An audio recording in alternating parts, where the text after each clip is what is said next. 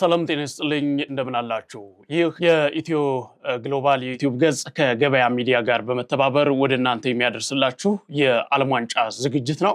እንግዲህ በዚህ ቆይታ በርከት ያሉ የዓለም ዋንጫ ጉዳዮችን ከስረ መሰረቱ ጀምሮ እስካሁን ድረስ ያሉትን በርካታ ጉዳዮች እየዳሰስን ወደ እናንተ የምናደርስበት ቆይታ ነው። እንግዲህ የ2026 የዓለም ዋንጫ ለ23ኛ ጊዜ በሶስት ሀገራት አዘጋጅነት በታሪክ ለመጀመሪያ ጊዜ በ48 ተሳታፊ ሀገራት መካከል ይደረጋል ማለት ነው። በዚህም እንግዲህ ባለፉት ዝግጅቶች 8 ሀገራት ብቻ ሻምፒዮን የሆኑበት ይህ የዓለም ዋንጫ በአሜሪካ፣ በሜክሲኮ እና በካናዳ አዘጋጅነት በታሪክ በሶስት ሀገራት አዘጋጅነት ይካሄዳል ማለት ነው። ይህ ዝግጅት ገና ከወዲሁ መነጋገሪያ የሆነ ጉዳይ አለው። ከውድድሩ ጅማሩ በኋላ ምን ይጠበቃሉ የሚሉ ጉዳዮች አሉ። እንዲሁም ደግሞ የውድድሩ አመጣጥ ከስረ መሰረቱ ከጅማሩ ጀምሮ ምን ይመስላል የሚሉ በርካታ ታሪካዊ ጉዳዮችን እንዲሁም ወቅታዊ ጉዳዮችን እና ወደፊት በዚህ የዓለም ዋንጫው ላይ በ2026 የዓለም ዋንጫ 23ኛ የዓለም ዋንጫ ላይ ምን ልንመለከት እንችላለን የሚሉትን እንደዚሁ ቀደም ብለን የምንመለከትባቸው ሰፊ ትንታኔዎችን የምናቀርብባቸው ታሪካዊ ዳሰሳ የምናደርግበት ፕሮግራም ይሆናል ማለት ነው። እንግዲህ በዚህ ጉዳይ ላይ ቆይታ የምናደርገው እኔ መኮንን አልማው ከሮቤል አብርሃም ጋር በመሆን በቴክኒኩ በኩል ከሌሎች ባልደረቦቻችን ጋር በመሆን ነው ቆይታ የምናደርገው። ሮቤል እንደምን አደርክ? እንኳን ደህና መጣ።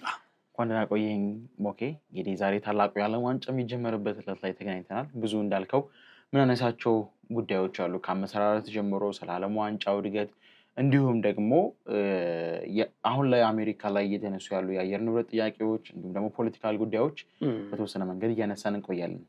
በጣም ጥሩ። በጣም በርካታ ጉዳዮች እንደተባለው የሚነሱበት ነው። መነጋገሪያ የሆኑ ጉዳዮች አሉ። ትላንትና በአሜሪካው ፕሬዝዳንት ዶናልድ ትራምፕ በኩል እንዲሁም ደግሞ በፊፋ ፕሬዝዳንት ጃኒ ኢንፋንቲኖ በኩል የተሰጡ አስተያየቶች አሉ። እነሱን የሚደግፉም የሚቃወሙም ሀሳቦች ይኖራሉ በሰፊው። በጣም በርከት ያሉ ተቃርኖዎች ሲቀርቡበት የነበረ የዓለም ዋንጫ ነው ገና ከወዲሁና እንደዚሁም ደግሞ በተፈጥሯዊም በሰው ሰራሽም በርካታ ችግሮች የገጠሙት ነው ከወዲሁና የአየር ንብረት ማንሳት ይቻላል፣ ፖለቲካዊ ጉዳዮችን ማንሳት ይቻላል። እንደዚሁም ደግሞ ድንገቴ የሆኑ ክስተቶች የተኩስ የተለያዩ የስኔክ ኤሪያ የሚባለውም ሌላ ነገር ነው። እነሱ ነገሮች በሰፊው እንመለከታለን።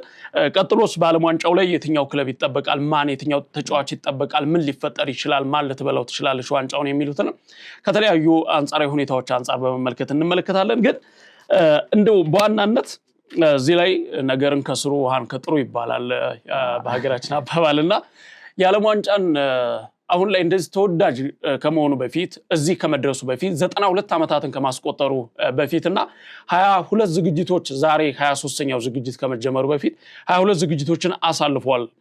ስለዚህ እዚህ ከመድረሱ በፊት የዓለም ዋንጫ እንዴት ነበር፣ እንዴት ታሰበ፣ እንዴት ተጀመረ፣ እንዴትስ መጣ የሚሉትን ጉዳዮች ብንመለከትና በዚህ በኩል ምናልባት እስኪ እንዴት እንደተጀመረ ከስሩ ያለውን ነገር ሮቤል ብታጋራ። መልካም። ኦኬ። ዓለም ዋንጫ በመሰረቱ ከመጀመሩ አስቀድሞ በጣም ብዙ ፕሮሰሶች የነበሩበት ሂደት ነበር። ያው እንደምናስታውሰው እንደሚታወቀውም በዓለማችን ትልቁ የስፖርት መድረክ የነበረው ከዓለም ዋንጫ አስቀድሞ ኦሎምፒክ ነበር። ኦሎምፒክ አሁንም ትልቅ ስፖርት ነው። ምክንያቱም ብዙዎችን ለማገናኘት ብዙ ሀገራቶችን በጋራ እየሰራ ያስቻለ ትልቅ ውድድር ነው። ግን ዓለም ዋንጫ በዛ እድገት ውስጥ የመጣ ራሱን የቻለ ሌላ ዓለም አቀፍ ትኩረትን የሳበ ውድድር ነው። ያንን ለመጀመር ግን አሁን ላይ እንደምናየው ቀላል የነበረ ሚና አልነበረም የነበረው። ሀሳቡ ገና የተጀመረው 1904 ላይ ነበር እንደ ፈረንጆቹ አቆጣጠር። የጀመሩት ደግሞ የወቅቱ የፊፋ ፕሬዚዳንት የነበሩት ፈረንሳዩ ጁልየስ ሪሜ ናቸውና ያንን ለመጀመር ሀሳብ ሲያፈልቁ ብዙ ተቃዋሚዎች አጋጥሟቸው ነበር። ምክንያቱም በወቅቱም ታላላቅ የአውሮፓ ሀገራትን ጨምሮ በርካታ ሀገራቶች ፈርጣማ የነበረ ኢኮኖሚ ስርዓት አልነበራቸውም እና ያንን ድጋሚ ማስተካከል ሳይችሉ ፕላስ ደግሞ ኦሎምፒክ በተካሄደበት ዓመት ነበር ያኛው ሀሳብ ተነስቶ የነበረውና በዛ ኬዝ ተመሳሳይ ወጪ ማውጣት አሁንም እንደዚህ ያሉ ነገሮች ማድረግ ትርፉን ሳይሆን ያሰቡት እነሱ ወጫቸው ነበር እንዳሁኑ በኢኮኖሚ ፈረጠመ ወይም ደግሞ አሁን ላይ ደግሞ የበለጠ ጥቅም የሚያስገኝ ሆኖ ስላልነበረ ማለት ነው ሀሳብ የተጀመረው። ታዲያ በወቅቱ እኚህ የፊፋ ፕሬዚዳንት የነበሩት ፈረንሳዊው ሰው ለዓለም ዋንጫው ብሎ ያልከፈሉት መስዋዕትነት የለም ነበር። በብዙዎች ዘንድ ተተችተዋል። ለግል ጥቅሙ ነው ያመጣው የዓለም ሀገራትን እነዚህን ሲያሳትፉ በሚል በጣም ብዙ ሀሳቦች ተነስተው ነበርና መስፈርቱስ ምንድነው፣ ሪኳየርመንት ሊሆን የሚገባቸው ነገሮች ምንድናቸው የሚሉ በርካታ ጥያቄዎች ነበሩበትና እንዳልኩ 1904 የፈለቀ ርዕስ በ1930 ነው ተግባራዊ የተደረገውና 26 ዓመት ያህል የፈጀ ፕሮሰስ ነበር የነበረው። አንዱ ሀገር ሲስማማ አንዱ ውድቅ ያደርግብሃል፣ አንዱ ሲስማማ አንዱ ውድቅ ያደርግብሃል። ብዙ ቻሌንጆች ነበሩበትና የጀለስ ሪሜ ከኦሎምፒክ ውጭ ያለ ትልቅ መድረክ መገንባት ፈልጋለሁ። ኦሎምፒክ በዘርፉ ብዙ ውድድሮችን የያዘ ነው። ልክ ዓለም ዋንጫ ለምሳሌ የእግር ኳስን ብቻ ተኮር ያደረገ ነው። አሁን ላይ በተለያዩ እድሜ ካቴጎሪም ተከፋፍሏል። ግን ያኔ በኦሎምፒክ ስር እያለ የነበረው ስርዓት እንደዚህ አልነበረም። ምክንያቱም ኦሎምፒክ ሩጫን ያካትታል። ኦሎምፒክ የተለያዩ ምርኩዝ ዝላዮችን፣ ኦሎምፒክ የተለያዩ በቃ ሁሉንም ስፖርትን ነው የሚያካትተው ዘሆል እግር ኳስን እና ሌላኛው ደግሞ ትልቁ ጉዳይ የነበረው ኳስ ብቻ መሆኑ ወይም ደግሞ ሌሎች ስፖርቶች መጨመራቸው ብቻ ዘሞ ሳይሆን ኦሎምፒክ የሚያሳትፈው ከክፍያ ነፃ የሆኑ ስፖርተኞችን ብቻ ነበረ። ፕሮፌሽናል የነበሩትን ሳይሆን እንዲሁ በሀገር ውስጥ ሊግ የበለጸጉ ሊሆኑ ይችላሉ። በትልልቅ መድረክ ላይ ወጥተው ላናያቸው የምንችላቸው አይነት ተጫዋቾች ወጥተው የሚታዩበት የሚችል መድረክ ነበረ እና አሁንም እኮ እናያለን እኮ ብራዚል፣ አርጀንቲና ይሳተፋሉ በኦሎምፒኩ ላይ። ግን ዋናው ቡድን እዛ ሲሄድ አናየውም። ምክንያቱም በሀገሪቱ ሊግ ላይ እየተጫወቱ ያሉ እነዚህ ዓለም አቀፍ መድረኮች እንዲለማመዱ ለማድረግ የነበረ ሀሳብ ነበርና ያንን ለማስቀረት እና ደግሞ ፕሮፌሽናል ተከፋይ የሆኑ በክለብ ደረጃ ከሀገራቸው ውጭ እየተጫወቱ ያሉ እነዚህን ኮከቦች ሰብስቦ ትልቅ መድረክ ነበር ለመመስረት ያሰበውና ብዙ ፈተናዎች ቢኖሩበትም ብዙ ቻሌንጆችን ቢኖሩበት በሚገባ አሳክቶት 1930 ላይ እንግዲህ የእሳቸው ጥረት ታክለውበት በ1928 የእግር ኳስ ኮንግረስ የተከናወነ ልክ ያኔ 1928 ላይ በተከናወነው የፊፋ ኮንግረስ የመጀመሪያው ዓለም ዋንጫ እንዲካሄድ ተወሰደ ማለት ነው። ከዛ በኋላ 1930 ላይ ለኡራጋይ ተሰጠ እንድታዘጋጅ። ለኡራጋይ የተሰጠበት ራሱን የቻለ ምክንያቱም አለው። ምክንያቱም የወቅቱ ሀያል ቡድን ከነበሩ በተለይ በእግር ኳስ ዘርፍ ኡራጋይ አንዷ ነበረች። ፕላስ ኦሎምፒክንም ጭምር በወቅቱ ከውና የነበረች ሀገር ስለነበረች ከልምድም አንጻር ልምድ የሌለው ሀገር ሰተ በኋላ ጉዱነ ሀሳብ ውድቅ ከሚሆንብህ ጥራት ባለው መንገድ ለመስራት ነበር የተመቻቸው እና ለሁሉም ሀገራት ጥሪ ቀረበ። የፊፋ ኮንግረስ ከተከናወነ በኋላ በ1928 ከዛ ሚዛናዊ የሆነ ስርዓቶችን ለማስከተል በሚል ለሁሉም ሀገራት ነበር ጥያቄ የቀረበው። ግን በርካታ የአውሮፓ ሀገራቶች በኡራጋይ መሆኑን አልወደዱትም ነበረ። ያኔ እንዳልኩ ቅድም ኢኮኖሚያቸውም የተረጋጋ አልነበረም። ኢቭን በአውሮፕላን ሁላ የመሄድ ፍላጎት አልነበራቸውም እና የተሳተፉት 4 ሀገራቶች ናቸው ከአውሮፓ። እነሱም ያው አንዱ ፈረንሳዩ ጂሊስ ሪሜት ኦልሬዲ ያው የፈረንሳይ ስለሆነ የራሱን ሀገር ሳያስኬድ ሌሎቹን ሄዱ ማለት ይከብዳል። ስለዚህ ፈረንሳይ አንዷ አባል ነበረች። አስቸጋሪ የነበረ ጉዞም ያደረጉበት በመርከብ ረጅም መንገድ ተጉዘው የነበረበት ሂደት ነበር የነበረውና ከደቡብ አሜሪካ፣ ከሰሜን አሜሪካ እንዲሁም ደግሞ ከኤሽያ 1 እና ከአውሮፓ 4 ሀገራቶች በድምሩ 13 ሀገራቶች የመጀመሪያው ዓለም ዋንጫ ተሳተፉ ማለት ነው። ያው ቅርብ የሆኑት እዛው መጡ። ፍጻሜው የደረሱት እዛው የቅርብ ሰዎቹ ናቸው፣ የቅርብ ሀገራት ናቸው። ኡራጋይ ባዘጋጀችው መድረክ የመጀመሪያውን ዋንጫ ማሳካታለች። ዓለም ዋንጫውን ከአርጀንቲና ጋር ነበር የተጫወተችው። 4-2 አሸንፋ ነው የወጣችውና ብዙ ታሪካዊ ዳራዎች ያሉት ዓለም ዋንጫ ሲመሰረት በጣም በርካታ ነገሮች ጊዜ የወሰደ ለመጀመርም አስቸጋሪ ሁሉም ነገሮች ሲጀመሩ እንደዚህ አይነት ነገሮች አሉ። የተጀመረበት መንገድ ጅማሮ ላይ ሲሆን የሚያጋጥሙ ፈተናዎች አሉ። እንደዚህ አይነት ነገሮች አልፎ ሀሳቡ ረጅም ዓመታት ነው የወሰደውና ከዛ በኋላ እንግዲህ እዚህ ደረጃ ላይ ደርሶ ዓለም ላይ ትልቁ የስፖርት መድረክ ለመሆን በቅቷልና እንግዲህ 92 ዓመታት ሆኖታል በይፋ ዓለም ዋንጫ መዘጋጀት ከጀመረ። ከዛ ጊዜ በኋላ 8 ሀገራት ብቻ ናቸው ይህንን የዓለም ዋንጫ ማንሳት የቻሉት። ብራዚል፣ ጀርመን፣ ጣሊያን፣ አርጀንቲና፣ ኡራጋይ፣ ፈረንሳይ፣ እንግሊዝና ስፔን ናቸው ማንሳት የቻሉት። ከነዚህ ሀገራት መካከል እንግሊዝና ስፔን ከሌሎች ሀገሮች በተለየ ሁኔታ አንዳንድ ጊዜ ብቻ ነው ያነሱት። ምናልባት አሁን በሁለቱን ሀገራት በሆነ ነገር ማንሳት እንችላለን። ለምሳሌ ሊግ በማዘጋጀት ከፍተኛ ተብለው በቀደም ተከተል አንደኛና ሁለተኛ የሚቀመጡት እንግሊዝና ስፔን ናቸው። ትልቅ የእግር ኳስ መድረክ ገንብተዋል እንደ ሀገር እንደ ሊግ። አሁን የእንግሊዝ ፕሪሚየር ሊግ ብሪታንያ ናት የመሰረተችው። የዓለማችን በጣም ውዱ ሊግ ነው። ቀጥሎ ይጠቀስ ቢባልም ስፔን ላ ሊጋ ነው የሚነሳው። ስፔን ነች ያዘጋጀችው። ነገር ግን እነሱ ሁለቱም አንዳንድ ጊዜ ያነሱበት ውድድር ነበረ። እንግዲህ የእግር ኳስ ፈጣሪና ተብላ የምትታሰበውና የመድረኩ የዓለም ዋንጫ መድረክም ንግስት ናት ለማለት የምትቻለው ብራዚል ብዙ ጊዜ በማንሳት 5 ጊዜ ያነሳች ሀገር ናት። ብራዚል በ1958፣ በ1962፣ በ1970፣ በ1994 እና በ2002 ማንሳት ችላለች እንደ ኢትዮጵያን አቆጣጠር።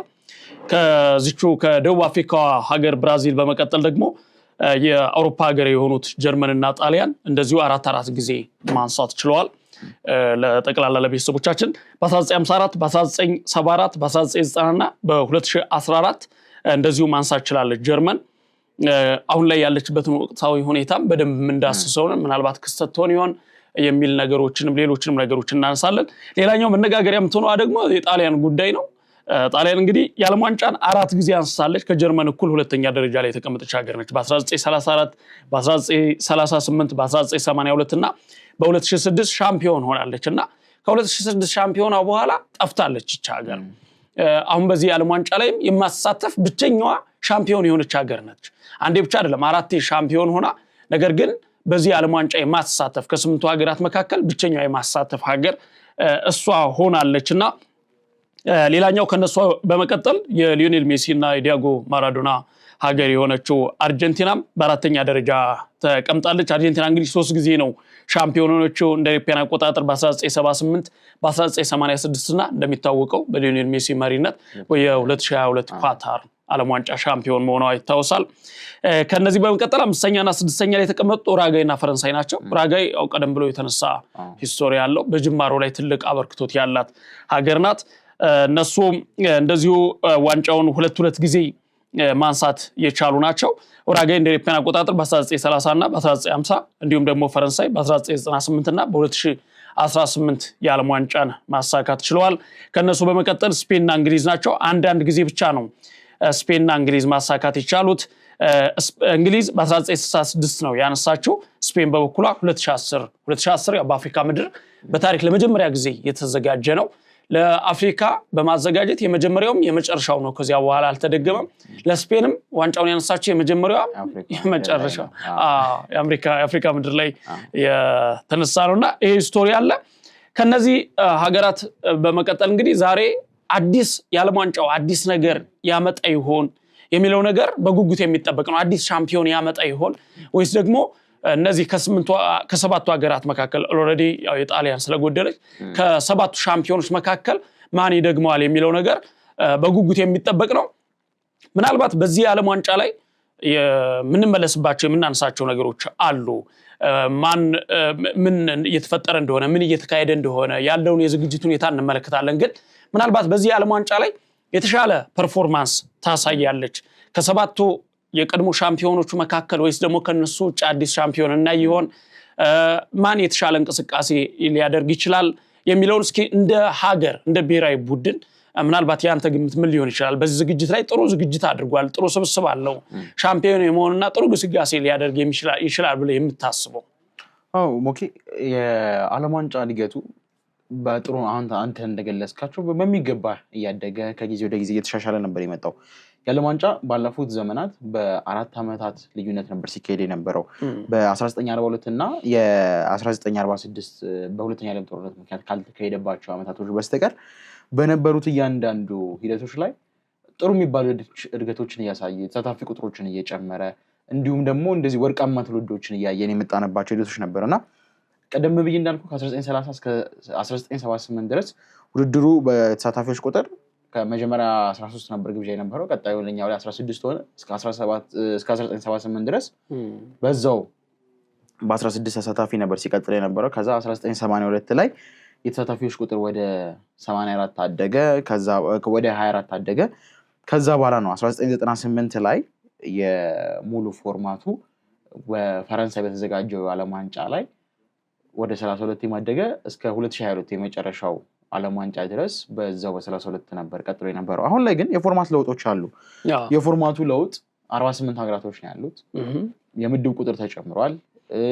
የሚያልፉ ሀገራቶች ተጨምሯል። 32ቱ የሚጀምረው እዚህ ጋራ ጥሎ ማለፍ ላይ ነው። የዚህን ያህል ደረጃ ጎልብቷል። ይሄ ማለት ደግሞ የበለጠ ብዙ አስቸጋሪ የሚያደርጋቸው ነገሮች አሉ ብዬ አስባለሁ። ምክንያቱም አሁን አንተ እንዳልከው 8 ሀገራቶች የበሉባቸው መንገዶች አሉ። ከነዛ ውስጥ ዓመተ ምሕረቶችን ስጠቅስ እኔ ደግሞ አሁን የተሳተፉ ተጫዋቾች የተሳተፉበትን ሀገራት ብዛት ስጠቅስልህ ነበር። ለምሳሌ አሁን 13 ሰው ተሳትፎ ኡራጋይ በልታለች። 13 ሀገር ተሳትፎ 16 ሀገር ተሳትፎ በልተዋል። 24 ተሳትፈው በልተዋል። በ32 ውስጥ የበሉትም በጣም ከባድ የሆኑት ሞመንት ላይ እያሉ ነው። አሁን ደግሞ የበለጠ ደግሞ ቻሌንጁ እየከበደ ነው የመጣው። 48 ሆኗል። 48 ሲሆን ጭራሽ የመብላት ፕሮባቢሊቲ እየቀነሰ ነው የሚመጣው። ከምድብ ማለፍ አለማለፍ አይደለም እዚህ ጋር ጉዳዩ። ከምድብ አልፈ ማን ሊጠብቅ ይችላል? ከምድብ ማለፍ እኮ ችግር ላይሆን ይችላል። ምክንያቱም 48 ሀገራት ላይ የሚሳተፉ 3 ሀገራቶች 32 ቲም ነው ወደ ኖክአውት ስቴጅ የሚገባው። ስለዚህ የትኛው ቡድን እንደሚገጥም አታውቀውም። ያ የ90 ደቂቃ ለውጥ ነው። ፖርቹጋል ጠንካራ ስብስብ ስላላት ወይ ደግሞ ስፔን ጠንካራ ስብስብ ስላላት እስከ መጨረሻው ተጓዛለች የምትልበት አይደለም። ማን ምን ሊያደርግህ እንደምትችል አታውቀውም በዚህ ሰዓት ላይ። ምክንያቱም አላማ ይዘህ ነው የምትጫወተው። ሀገር የምትባል አለ እዚህ ጋር። ሀገር ስሜቱ የሚጠብቀው ደጋፊው ካንተ ብዙ አለ። ያንን ሀገራዊ ስሜቶችን ስታስብ፣ ታሪክ ለመስራት ስታስብ በአንድ ጎል አሁን ሞሮኮ እኮ ፖርቹጋልን ጥላ አልፋ ነበር። ብዙ ሁኔታዎችን ስንመለከት የማይታሰቡ ነገሮችን እንድንመለከት እንችላለን። የኬፕ ቨርድ እድገት እንድንመለከት እንችላለን። ባይዘው እኔ ምናልባት እንደው ከርዕስ ላለመውጣት ሊያያዘውና ኬፕ ቨርድ በጣም የሚያስደንቀኝ ሀገር ናት ሞኬ። ለእኛ ሀገርም ተሞክሮ መሆን ይችላል ብዬ የማስበው ጉዳይ ነው። ምክንያቱም ኬፕ ቨርድ የሚገርምም ኦኬ የ500,000 እንደው የገበያ ሚዲያ ተከታይ ይበልጣል ካላት ህዝብ ብዛት እና 578,000 ህዝብ ነው ያላት በአጠቃላይ። አሁን ይቺ ሀገር በእርግጥ በፖርቹጋል ቀኝ ግዛት ተይዛ የነበረች ሀገር ስለነበረች ብዙ ተጫዋቾቿ ወደ ፖርቹጋል ያደሉ ናቸው ብለን ማሰብ ይቻላል። በዚያው በፖርቹጋል ሊግ የሚጫወቱ ነው። ግን እግር ኳሷ ስኬታማ አልነበረም። በእግር ኳስ መንደረክ ላይ ብዙ የምትሳተፍባቸው ውጤታማ አትሆንም ነበረ። ግን የወሰኑት ውሳኔ ምን ታውቃለህ ሞኬ? ለፊፋ ይፋ ደብዳቤ ጽፈው አስገቡና ምንድነው ያስገቡት? ለ5 ዓመታት ከየትኛውም እግር ኳሳዊ ውድድር እንዳንሳተፍ ከልክሉ። እንደዚህ አይነት ደብዳቤ እንግዲህ ስትከለከል እንደው ለምን ብለህ ትጠይቃለህ እንጂ ከልክሉን አታሳትፉም ብሎ መጠየቅ የሚገርም ነው። ትልቅ ውሳኔ፣ የማይጠበቅ ውሳኔ ነው። ከ5 ዓመት ከምንም ነገር አግዱን እና ተሻሽለን እንመጣለን ነው የነሱ ፖይንታቸው። ከዛ ለፊፋ ያንን አስገቡ። ፊፋም እንደዚህ በግርምት ከተመለከተው በኋላ ውሳኔውን ወሰነ። አሁን ምን አደረጉ? መጀመሪያ በየትምህርት ቤቱ መዞር ጀመሩ። ታለንት ያላቸው ልጆች ትንሽ ነው ያው ለቁጥጥር የሚያመቻቸዋል። አሪፍ ልጆችን መረጡ። አጠቃላይ ከ578,000 ህዝብ 24,000 ልጆችን ነው መሰብሰብ የቻሉት። ኢማጂን ሀገር በዚህ ሰዓት ላይ የምትፈልገው 11 ተጫዋቾች ሊሆን ይችላሉ። የሀገሪቱ ሙሉ ሊግ በተኑት። እግር ኳሳዊ ውድድር የነበረው ሙሉ ክለቦቹ በነበረበት ይቀጥላል። ፋይናንሳቸው መንግስት ይደጎመዋል ተባለ። ከዛ ውጭ ባለው ግን ሙሉ ቲሙ ተበተነ። ሙሉ ይሄ ክለብ ነው የግል ክለብ ነው ብሎ ነገር የለም። በቃ ሊጉ ቆመ ሙሉ ለሙሉ። ከዛ ሁሉም ክለብ እንደ ቀጣይ እንደ ክለብ መቆየት የሚፈልግ ከሆነ እነዚህ የተመለመሉት 24,000 ልጆችን በራሱ መንገድ ላይ ሰነጥናቸው የሚገባባቸው መስፈርቶች ተቀመጡና ያንን እንዲሰደረገ። ከዛ ጥሩ የቻለው ሲቀጥል ጥሩ እየተባለ እየተመረጠ ከጥሩ እየተባለ 5,000 ተመረጠ ማለት ነው። ከዛ 7 አካዳሚዎች ተከፈቱ። እነዛም 24,000ዎቹም አልተቻሉም ተብሎ አልተተውም። በዛ በአካዳሚ ስርዓት ውስጥ እንዲያልፉ ተደረገ። እነዛን 5,000ዎቹ ደግሞ ልዩ ትኩረት ሰጥቷቸው በየክለቡ ስር ገብተው እያንዳንዱ ክለብ ቢቲም እንዲያቋቁም ከዛ በኋላ እድል እንዲሰጣቸው ይሄ ቢጫ ስኮላር የሚባሉትን አይነት መንገዶች እንዲሰጣቸው እንዲሳተፉ ከዛ በኋላ ሊጉ በሀገር ውስጥ ብቻ ሳይሆን ወይ ደግሞ በነባር ተጫዋቾች ብቻ ሳይሆን በእነዚህ ተጫዋቾች ላይ እንዲመሰረት ማሸነፍን የሚባል ነገር እንዲለምዱ ይሁን ሊሆኑ በ5 ዓመት ነው። ያንን አደረጉ። ጥሩ የሚባል እድገቶችን ማሳየት ሲጀምሩ ለፊፋ አሁን መፍቀድ ትችላለህ ብለው ጠየቁ። ከዛ ፍቃድ ባገኙ በመጀመሪያው ዓመት የአፍሪካ የዋንጫ ላይ የሚያሳትፋቸው ውጤት ማግኘት ይችላሉ። ከኢትዮጵያ ብሔራዊ ቡድን ጋር ነበሩ ለመጀመሪያ ጨዋታቸው የነበረው 1-0 አሸንፈው ነበር። ትዝ ካለ በርግጥ ቀይ ካርድ ምናምን ብዙ ማንሳት እንችል ነበር የጨዋታ ፌርነት ላይ። ግን ከዛ በኋላ እስከ አፍሪካ ዋንጫ ድረስ እንደተጓዙ ማየት ይቻላል። በዓለም ዋንጫው ማጣሪያ የዓለም ዋንጫ ላይ ገብተዋል። እነዚህ እድገቶች የመጡት ማሸነፍ የሚባል ነገርን ስለማመዱት ነው። ምክንያቱም ከስር መሰረቱ ጀምረ ስትሰራው አላማ ይዘህ እንደመጣ የሚያስታውቅ ነው እንጂ እኮ ዝም ብሎ ለኢንጆይመንት ብቻ ካደረግከው እኮ እኛም እኮ እዚሁ ያለነው ቲም እኮ ተሰብስበው እኮ መጫወት እንችላለን። ግን የትኛውም እግር ኳስ ስሜት ላይ መሸነፍ የሚባለው ነገር ተቀባይነት አይኖረውም። በሀገር ደረጃ ወክለ እየተጫወትክ እንደዚህ አይደለም። በሀገር ደረጃ ወክለ በሰፈር ውስጥ የምትጫወታቸው ጨዋታዎች የበለጠ ስሜታዊ ሊያደርጉ የሚችሉ አለመሸነፍን በውስጥ የሚያለማምዱ ነገሮች ናቸው እና እንደዚህ ያለ መድረክ ላይ ካላቸው ከስብስብ አንፃር ብዙዎችን ልንጠብቅ ብንችል ተፈጥሯዊ ነው። ግን ካተጋባበር አንፃር በጨዋታ ላይ ምን ያጋጥማል ከሚለው አታውቀውም እኮ የሆነ ሰዓት ላይ እኮ ወይ ካርድ ሊያበላሽብ ይችላል። እንደውም ወደ በኋላ ላይ በደንብ እናነሳቸዋለን። 14 የሚደርሱ ህጎች ተጨምረዋል በዚህ ዓለም ዋንጫ ላይና እነዚህ የፊፋ ህጎች ምን ይመስላሉ የሚለውን ነገር እንመለከታለን። ለኔ ፌቨራይት ማድረጋት ሀገር ፖርቹጋል ናት። ያው ክርስቲያኖ ሮናልዶ የመጨረሻው አመቱ ነው። ከዚህ በላይ ይቀጥላል ብዬ አላስብም። 41 አመቱ ነው። ከዚህ በላይ በ45 አመቱ ይጫወታል። ከባድ ነው። ስለዚህ የመጨረሻው ዓለም ዋንጫ ስለሆነ በዋንጫው ይሸኝ መልካም ይመስለኛል ለኔ።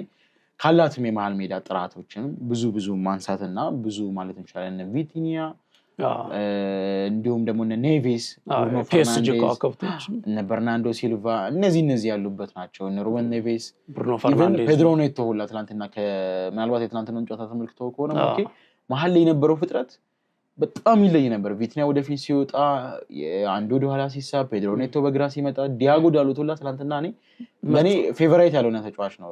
ሚናው ይሄ ዲያጎ ዳሎትን በምን እንደምገልጸው አላውቅም። አንዴ ራሱ ምን ተብሎ ነበር መሰለህ ሞኪ ዳሎት እኮ ያለ ቦታው ነው የሚጫወተው ሲባል እንዴ ከዚህ ሌላ የት ቦታ አለ ሲባል እሱ ከሜዳ ውጪ ነው ከስታዲየም ውጪ ነው ቦታው ተብሎ ነበር። እና በዛን ያህል ደረጃ የምስማማበት የነበረ ሰው ትናንትና ፍጹም ልዩ ሆኖ ያመሸበት ኢቭን ለመጀመሪያ ጎል መቆጠር አሲስት የነበረበት የትኛውም የሜዳ ክፍል ሲረግጥ የምታያቸው ነገሮች ናቸው። እና እንደዚህ አላማ ሲኖር ነው እንደዚህ ልትጫወት የምትችለው። በፕሮፌሽናል ደረጃ ስትጫወት ፖቴንሻል የሚባለው ነገር ያስፈልጋል። እና ለእኔ ፌቨራይቷ ቡድን ብዬ የማስበው ፖርቹጋልን ነው። ግን ብዙ መጥተው ደግሞ ያልታዩ ቡድኖች አሉ። ለምሳሌ እና ሃንጋሪ ያኔ ብዙ ማለት የምንችልባቸው የነበሩ ቡድኖች አሉ። እና ዮሃን ክራይፍ የነበሩበት አስደናቂ የነበረባቸው ሂደቶች ሆላንድ እነዛ ቡድኖች መጥተው ሲያልፉ ተመልክተናል። ኢቭን እንግሊዝ ብዙ ወርቃማ ትውልዶች ነበራት፣ ግን የተጠቀመችበት አይደለም። ሳውዝጌት በጣም ቡድኑ ላይ ቀልዷል። አሁን ቱሄል ታክቲካል ጉዳዮች ላይ ጥሩ ነው፣ ግን የአመራረጥ ሂደቱ በተለይ ደግሞ ካየነው መሀል ኤሪያውና አጥቂው ላይ ሊያስፈራ ይችላል። ከዛ ውጭ ባለው ከወገብ መልስ ደግሞ ያለው ደግሞ ለእኔ ብዙ የሚያሳምን ነገር አይደለም። ስፔን በወጣቶች የተገነባ ቡድን ነው፣ ግን ማላምነው ደግሞ እኔ ዴላ ፎንቴን አላምነው። ፔፕ ጋርዲዮላ ጋር እስማማለሁ በዚህ ጉዳይ።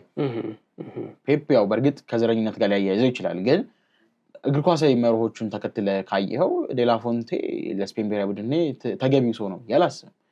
ምክንያቱም ካለው የእግር ኳስ ባህሪ እና ስፔን ከምትፈልጋቸው አይነት መንገዶች በተለይ ደግሞ እንደዚህ ያሉ ቶርናመንቶች የሚፈልጋቸው ነገሮች አሉ። ምክንያቱም ኦፕን ፕሌይ አይደለም የምትጫወተው እዚህ ጋር ተጠንቅቀ ማሸነፍ ሊሆን ይችላል። ስፔን ኳሰኛ ናቸው ሁሉ ሎ ብሎክ የሚገጥመ ቲም ቢኖር ከአፍሪካ ሀገር ጋር ብትጫወት በምን አይነት መንገድ ነው ታስከፍታቸው ይችላል?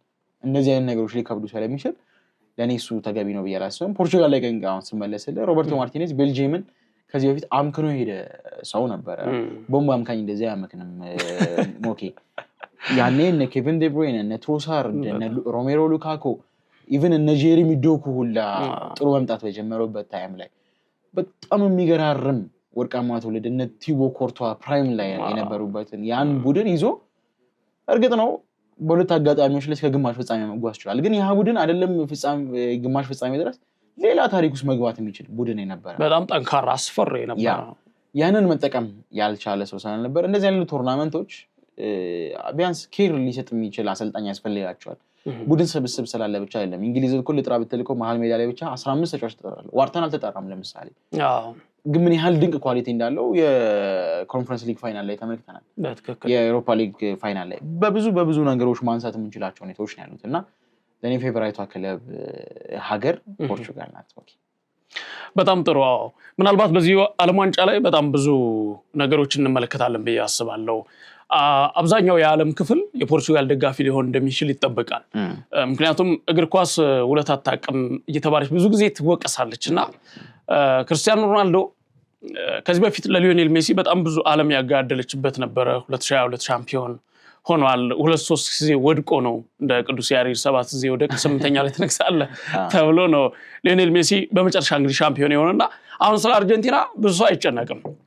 እግር ኳስ ወዳድ እግር ኳስ ፍትሃዊ መሆን አለባት ብለው ብዙ የሚያስቡ ሰዎች አሉና ከዛ አንፃር ብዙ ደጋፊዎች ሮናልዶ ቢያነሳ ከፖርቹጋል በላይ ሮናልዶን የሚደግፉ ግን ደግሞ እንደ ፖርቹጋልም ስታየው ከሮናልዶ ባልሻገር በጣም በርካታ ከዋክብት ስብስቦች አሉ።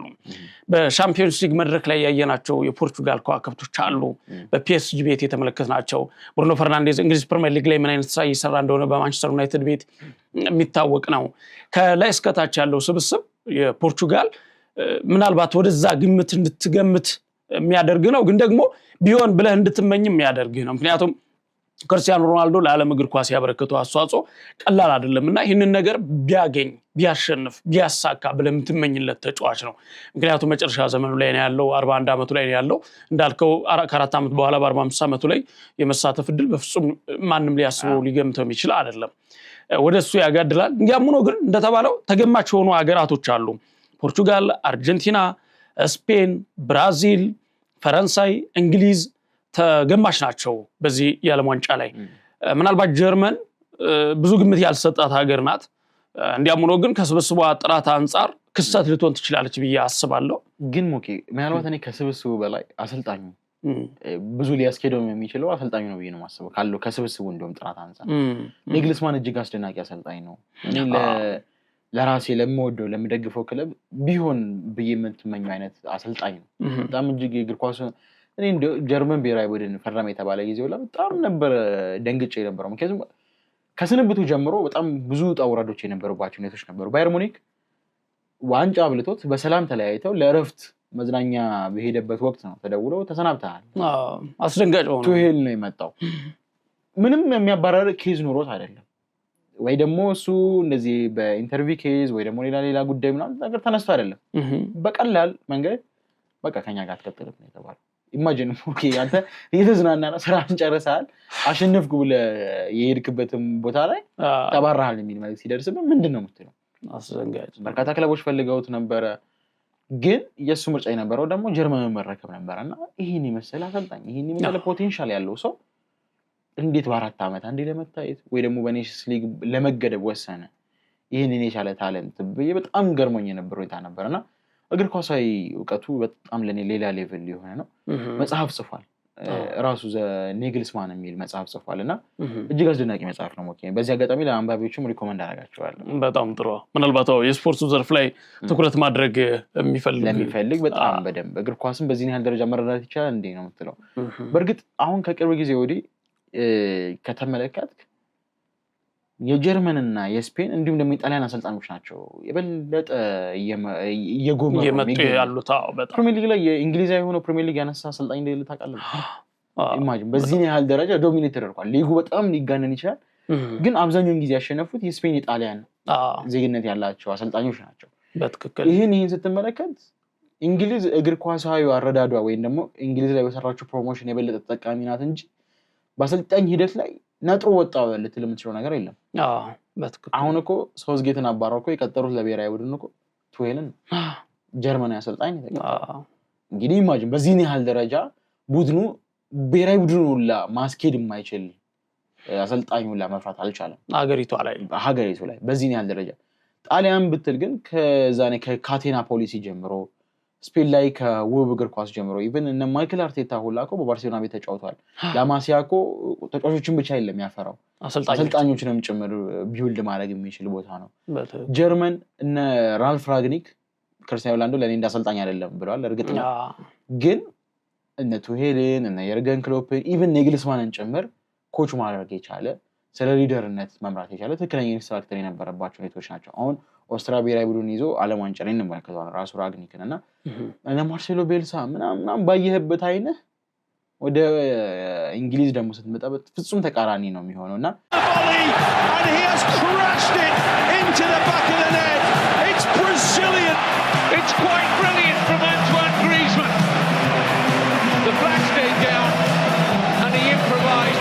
መካከል ወይም ይሄ ገገን ፕሬሲንግ በ4-4-2 ስር ማቀንቀል ሊሆን ይችላል። በጠባብ ስኳድ ማሽነፍ የሚችለውን ነገር መስራት የሚችል ስለሆነ ለኔ ጀርመን እንዲሁም ካላት ከስብስብ ጥራት በበለጠ አሰልጣኙ ብዙ መንገድ ሊያስገዳት ይችላል ያስባል። ኔግልስማን በጣም ጥሩ። ቤተሰቦቻችን እንግዲህ ኢትዮ ግሎባል ዩቲዩብ ገጽ ከገበያ ሚዲያ ጋር በመተባበር ወደ እናንተ ያደርሳላችሁ ያለው የዓለም ዋንጫ ዝግጅትን በተመለከተ ነው እየተከታተላችሁ የምትገኙት። የ2026 የዓለም ዋንጫ በአሜሪካ፣ ሜክሲኮ እና ካናዳ አዘጋጅነት ከዛሬ ምሽት ጀምሮ ለሚቀጥሉት ሳምንታት ወደ እናንተ ወደ ዓለማችን ይደርሳል። እኛም ደግሞ ወደ እናንተ እናደርሳለን ይህንን ዝግጅት። ሜክሲኮ ከደቡብ አፍሪካ ምሽት 4 ሰዓት ላይ በሚያደርጉት ጨዋታ ነው የዓለም ዋንጫ የ2026 የዓለም ዋንጫ ጅማሮን የሚያደርገው ማለት ነው። ቀጥሎ ንጋት አካባቢ 11 ሰዓት ላይ ደቡብ ኮሪያ ከቼክ ሪፐብሊክ ጨዋታቸውን ያደርጋሉ። አሁን ላይ የዓለም ዋንጫ እንዴት ተጀመረ፣ ከዛ በኋላ ከጅማሮ በኋላ ያለው ታሪክ ምን ይመስላል የሚለው ነገር ከስረ መሰረቱ ጀምረን እየተመለከትን ነበረ። እንደዚሁም ደግሞ አሁን ላይ የዓለም ዋንጫ ተሳታፊ ሀገራት ማን ተጠባቂ ነው፣ ማንስ የተሻለ ዝግጅት አድርጓል፣ የትኛውስ ቡድን ምናልባት ለዚህ የዓለም ዋንጫ ሻምፒዮንነት ይቀርባል የሚለውን ነገር ለመመልከት ነበረ የሞከርነው። ከዚህ ባሻገር እንግዲህ ይሄ የዓለም ዋንጫ ሮቢ ምናልባት የምናነሳቸው በደንብ የምንወያይባቸው ነገሮች ብዬ የማስባቸው ከዓለም ዋንጫ በሶስቱ ሀገራት መካከል ይደረግ እንጂ ዋናውን ነገር ግን እየዘየረችው ያለችው አሜሪካ ናት። አሜሪካ የፈለገችውን ታስገባለች፣ የፈለገችውን ትፈቅዳለች፣ የፈለገችውን ትከለክላለች፣ የፈለገችውን ትመልሳለች። እየተሰጡ ያሉ አስተያየቶች አሉ፣ እየደረሱ ያሉ ትችቶች፣ የተሰነዘሩ ያሉ ትችቶች አሉ፣ ውዳሴዎችም አሉ። ምንም እንኳን ያው በተሳታፊ በኩል ሳይሆን በአዘጋጆች በኩል ቢሆንም ለፊፋ እየቀረቡ ያሉ አቤቱታዎች ፊፋ ቃሉን አላከበረም እየተባለ ያለባቸው ጉዳዮች አሉ። እንደዚሁም ደግሞ አሜሪካ እጅግ በጣም እየተቆሰችባቸው ያሉ ጉዳዮች አሉ። በሶስቱም ሀገራት በኩል ያየናቸው ነገሮች አሉ ከዝግጅት ጋራ ከምቹ ሁኔታ ጋራ። ለምሳሌ አንድ ሜክሲኮ ምናየው ሳሮችን ቀለም እየቀቡ አረንጓዴ ቀለም እየቀቡ ተመልክቼ ነበረ። ከተዘኩት ነገር መካከል አንደኛው ግሪን ኤሪያ ለማድረግ ወይም ደግሞ አረንጓዴ ለማድረግ ያንን ነገር አረንጓዴ ቀለም እየቀቡ አይቼ ነበር ሳሮቹን። ከዛም ባሻገር ይሄ ደካማ ሰፈሮች የሚባሉ ኮሳሳ ሰፈሮችን በባነር እንኳን ደህና መጣችሁ ወደ ዓለም ዋንጫ አዘጋጀው ሀገር ምናምን የሚል ባነሮችን እየሸፈኑ ነበረ። በተለምዶ ምናልባት ዳመንደር ምናምን የሚባሉ ለውጥ የሚፈልጉ እንደዚህ አይነት ነገሮችን እያየን ነበር። ከዚያ ባሻገር ግን እነሱ ያን ያክል ዓለም ዋንጫው ለተሳታፊ ሀገራትም ችግራቸው አይደለም ብዬ አስባለሁ። ለተሳታፊ ሀገር እንደ ትልቅ ችግር የሚወሰደው ግን በታሪክ ለመጀመሪያ ጊዜ 48 ሀገራት እንደ መዘጋጀቱ ወይም እንደ መሳተፉ ችግር ሊሆን ይችላል ብለህ ታስባለህ። ግን 3 ሀገራት ነው የሚያዘጋጀው። ከዚህ በፊት 32 ሀገራትን በብቃት አንድ ሀገር ስታስተናግድ አይተናል። ኳታርን መመልከት እንችላለን። ስቴዲየሞችን በምን ያህል ጊዜ ሰርታ በምን ያህል ሁኔታ መስተንግዶ የከለከለቻቸው ነገሮች፣ አልኮል ነገሮችን፣ ሌሎች ነገሮችን፣ ብዙ ነገሮችን ከልከላለች። ምን ያህል ተቀባይነት አግኝተው ጥራቱን የጠበቀ አስደሳች የሆነ የውድድር ዘመን እንደነበረ የ2010ን የደቡብ አፍሪካን ማየት እንችላለን። አፍሪካ ላይ እንደመሆኑ ልምድ የሌለ እንደመሆኑ ከዚህ በፊት ያልታየ እንደመሆኑ እንደ አህጉሪቱም ሁለንተናዊ ምጣኔ ሁኔታ ስታየው ያሰጋህ ነበር። ነገር ግን ብዙዎቹ ምርጡ የዓለም ዋንጫ የደቡብ አፍሪካ ነው ብለው ሲመሰክሩ የምናይበት የዓለም ዋንጫ ነው። ነገር ግን አሁን ላይ ከ32 ሀገራት ወደ 48 ሀገራት ያደገውን የተሳታፊ ሀገራት የዓለም ዋንጫ የሚያስተናግዱ ሀገራት ከአንድ ወደ 3 ተባስተው አሜሪካ፣ ሜክሲኮ እና ካናዳ ናቸው። እንግዲህ ሶስቱም ትልልቅ ሀገሮች ናቸው። በእነሱ መካከል በሚስተናገድ ደረጃ ግን እንከኖች በጣም የበዙበት ነው እየተነሱ ነበረ። ትችቶች እየበዙ ነበረ። የኔዘርላንድ ብሔራዊ ቡድን ያረፈበት አካባቢ ካምፖ ሲኔኬሪያ የሚባለው የተወሰኑ ደጋፊዎች በባብ ስለመነደፋቸው ሰምተን ነበረ። የመሬት መንቀጥቀጥ ተፈጥሯዊ ነው። የመሬት መንቀጥቀጥ ጋራ እሱ ነገር እሱ ነገሮች ያሉናቸው የተኩስ ለምሳሌ ወደ 9 ሰዎች የተጎዱበት ከደህንነት ጋር የሚነሱ የአየር ንብረቱ እሱን የሚነሳ ነው። በከፍተኛ የሙቀት ምጣኔ ነው። እንደውም የእንግሊዝ ብሔራዊ ቡድን ለየት ያለ የቅዝቃዜ መፍጠሪያ ቴክኖሎጂ እያዘጋጁ እንደሆነ እየተነሳ ነበረ። በርካታ ነገሮች ቅሬታ የቀረበባቸው ናቸው። ከዚያ ባሻገር ግን በዋናነት የሚነሳው የቪዛ ጉዳይ ነው እና እንዴት ታያቸዋለህ? አሁን እነዚህ በተለይ አሜሪካ የወሰደቻቸው ያሉ እርምጃዎች አሁን ላይ ገና ከጅማሮ እንደዚህ አይነት እንከኖች በጣም ምንዘረዝራቸው ብዙዎች አሉ። ልታነሳቸው ትችላለህ አንተም። ከነሱ ባሻገር በዝግጅት ጊዜ ያየናቸው ክፍተቶች አሉና በውድድሩ ጊዜ እነዚህ ነገሮች በምን ሶልቭ ይደረጋሉ? ፍጻሜው በጥሩ ሁኔታ ይጠናቀቃሉ ወይ የሚሉ ነገሮች እስኪ እንመልከት። አዎ ሙኬ፣ ትራምፕ ሲናገር አትፍሩ ምንም፣ ይሄ ካያችሁት ዓለም ዋንጫ ሁሉ የተለየ ለእናንተ ምርጡ ዓለም ዋንጫ ይሆናል በማለት ነው የተናገረው። አሁን እዚህ ጋር ማስመር የምፈልገው ቃል ምንድነው? አትፍሩ የሚለው ቃል ነው። አትፍሩ የሚለው ቃል ምን አመጣው እዚህ ጋር? ምክንያቱም ብዙዎች ጋር ስጋት ያለው ነገር ምንድነው? ከፖለቲካል ጉዳዮች ጋር የተያያዘ ሊሆን ይችላል። አሁን እንደጠቀስ ነው ከደህንነት ጉዳይ ጋር የተያያዘ ሊሆን ይችላል። ከዝግጅት አንጻር በሀገሪቱ እንዲሁም ፉትቦል ከሚባለው ላ ሶከር ይባል የህግ አተገባበሩ መንገድ ይቀየር ተብሎ በብዙ መንገድ ከሌሎቹ አውሮፓ ሀገራቶችን ይሁን ከሌሎቹ ሀገራት ለየት ለማለት ኢቨን እኮ እነ ሊዮ ሜሲ እየተጫወቱበት የሚገኘው የኢንተር ሚያሚ የሊግ ፎርማት እኮ በጣም የተለያየ ነው። በዚህ ኤሪያ ተብሎ ኤቢ ተብሎ ነው ሊግ ፎርማት በዚህና ደረጃ ሲከናወን የምትመለከተው። መውረድ የለም። አሁን ለምሳሌ ፕሪሚየር ሊግ ላይ እኮ ስትመለከት እኮ ላለመውረድ የሚደረገው ፍክክር ሁላ ሞር የበለጠ ሊያጠነክር ይችላል። የኮንካፍ ሻምፒዮን አለ። አንደኛም ጨረስ ስድስተኛም ጨረስ ትገባለህ። ውድድሩ የሚሆነው አንደኛ ብቻ ለመውጣት በቃ ዋንጫውን ለማሸነፍ። ከዛ ውጪ ሌላ የምትጫወትባቸው ዓላማዎች አይኖሩም። ላለመውረድ ብሎ ነገር የለም። ቲም ብትቀያየር ነው ኤ ነበርክ ወደ ቢ ነበርክ ወደ ኤ ትሄዳለህ። ከባዱ ኤሪያ ኤ ነው። ምርጥ ፍክክር ለማድረግ እዛ ትገባለህ ወይ ቢ ምናምን በቃ ይሄ ነው እንጂ ከዛ የዘለለ የሊግ ፎርማት የላቸውም። ግን ይሄ አሜሪካ ፉትቦል በመባል የሚጠራው ወይም ደግሞ ሶከር ተብሎ የሚጠራው ጀስት ወደ ክሪኬት ያደላ ሊሆን ይችላል። ይሄ ራግቢም ሊሆን ይችላል። እነዛም በጣም የተለመዱት በሀገሪቱ ላይ እንደዚህ ያለ ትልቅ የስፖርት መድረክን ስታዘጋጅ ደግሞ ቢያንስ በትንሹ ፓሽን ሊኖር ይገባል። ከምንም በላይ ያ ነው። ህዝቡ ምን ይለኛል? አሜሪካ ሀያል ሀገር ናት። ሀያል ሀገር ስትሆን ደግሞ ነገሮችን ሁሉ በቁጥጥር ስር ማድረግ ትጀምራለህ። ኢንፋንቲኖ ከዶናልድ ትራምፕ ጋር የነበረውን ጥብቅ ግንኙነት እኮ ብታየው የክለቦች ዓለም ዋንጫ አሜሪካ ላይ ነበር የተከናወነው። የክለቦች ዓለም ዋንጫ አሜሪካ ላይ ሲከናወን ቼልሲ ሻምፒዮን ሆኖ ከደጋፊ ጋር ሰለብሬት ሊያደርግ ብሪጅ ሲቀጣጠር እኮ ፌክ ዋንጫ ይዘው ነው የሚያከብሩት አለ ትራምፕ ሚዲያ ላይ ወጥቶ። ኦሪጂናሉ ነው ቢሮ ነው የተቀመጠው በቁልፍ ያለ ምን ትለዋለህ? በራሱ መንገድ ላይ ያለ ሰው ነው እና ከዛ ኢንፋንቲኖ ይሄ ምር አድርጎ ሊወስደው በሚችል ሰው ሊኖር ስለሚችል ቀልድ ነው ብሎ አስተባበለ። ኧረ ምንም እንደዛ ብሎ ነገር የለም፣ ወርቁ ከፈለጋችሁ ቼልሲዎችን መዝኑ፣ ትክክለኛው ያለው እኔ ጋ ነው ብሎ አሳየ። በዚህን ያህል ደረጃ ጥያቄ ሊነሳበት የሚችልባቸው መንገዶች ለዓለም ዋንጫው መንደርደሪያም እንዲሆን የዓለም ክለቦች ዋንጫን የዛሬ ዓመት ተመልክተናል። ሞኬ እኔ ማረሰው ጨዋታ ቼልሲ ከቤኔፊካ ነበረ በክለቦች ዓለም ዋንጫ ላይ ጨዋታው የሚጀምረው 6 ሰዓት ነበረ። ያለቀው ስንት ሰዓት ይመስላል ካስታወስከው? በትክክል 10 ሰዓት ነው ያለቀው።